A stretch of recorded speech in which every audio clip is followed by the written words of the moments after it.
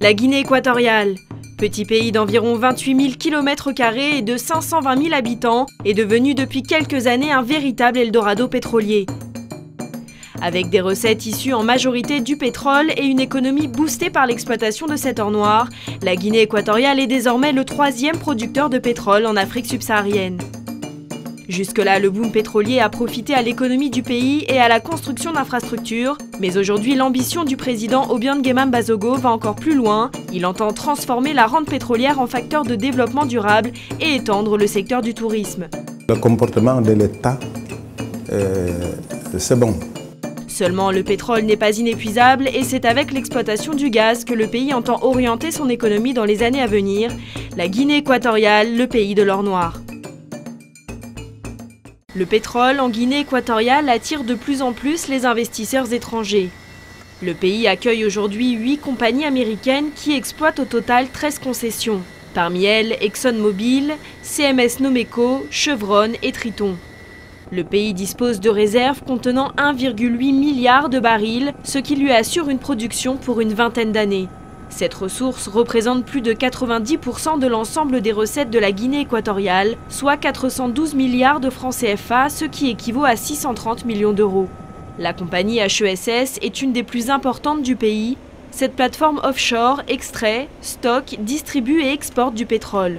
La société américaine est fière aujourd'hui de générer régulièrement de l'emploi. Je dirige la plateforme polyvalente. Nous avons 116 personnes à bord.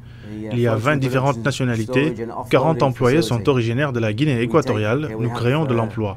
En 2006, les hydrocarbures représentaient 87% du PIB, un secteur devenu le moteur principal de l'économie du pays. En 2007, la production de pétrole est estimée à 370 000 barils par jour, soit 135 millions de barils par an. Une augmentation de 11,6% par rapport à 2006. Nous produisons environ 36 000 barils par jour. Nous collectons le pétrole, ensuite nous le mettons dans des conteneurs et nous l'exportons une fois par semaine dans le monde entier. Nous sommes installés depuis 2001.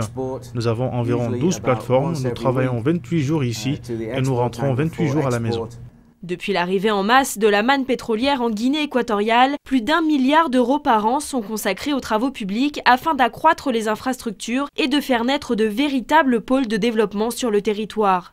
Des actions positives, mais qui ne sont pas encore satisfaisantes pour certains opposants. Si on approuve un budget pour que l'État dépense 2 billions de francs CFA, mais à la fin de l'année, vous trouvez qu'il a dépensé 3 billions, ça c'est 50% de plus de ce que le Parlement l'a autorisé. Ça c'est grave. Ça ne peut pas se voir dans un pays plus ou moins organisé. Ça ne peut pas se voir. Hein? Donc effectivement, il y a des infrastructures. Pourquoi? Parce qu'il y a de l'argent. Il y a du pétrole. C'est une réalité. On est en train d'exploiter le pétrole en Guinée équatoriale. Donc il y a beaucoup d'argent à la trésorerie. Est-ce que cet argent est utilisé réellement pour résoudre les problèmes de la population? Effectivement, les routes, c'est une bonne chose. Oui, ça bénéficie tout le monde. Mais combien d'argent dans ce budget-là est dépensé pour les routes? Désormais, le président Obiang Nguema Mbasogo entend rentabiliser les recettes pétrolières pour faire de la Guinée équatoriale une destination touristique prisée. Chaque jour, de nouvelles constructions font surface pour répondre aux besoins des populations et attirer de nouveaux investisseurs.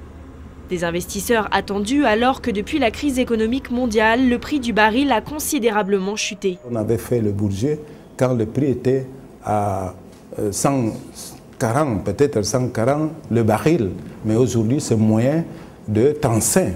C'est-à-dire nous ne pouvons pas mettre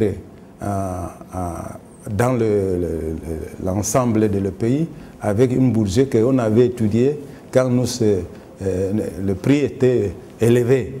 Et c'est la raison que le gouvernement prend les mesures de prudence pour éviter que la situation s'aggrave.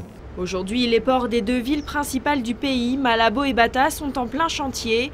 Un nouvel aéroport verra bientôt le jour dans la capitale et un autre aéroport international est en construction dans la ville de Mongomoyen, à l'intérieur du pays. La Guinée équatoriale est donc aujourd'hui un pays en plein chantier.